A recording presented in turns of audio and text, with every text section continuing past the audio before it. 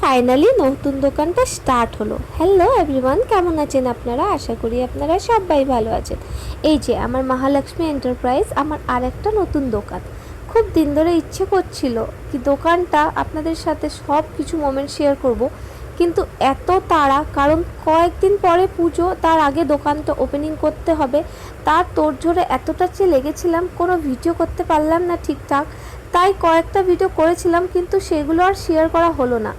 কদিন পরেই পুজো, তাই ভাবলাম যত তাড়াতাড়ি দোকানটা ওপেনিং করব ততটা হয়তো ভালো হবে। আর আমার এই দোকানটা অনেক সুন্দর করে নিজের মন থেকে সাজিয়ে গুছিয়ে একদম ড্রিম কাম ট্রু করে ফেলেছি।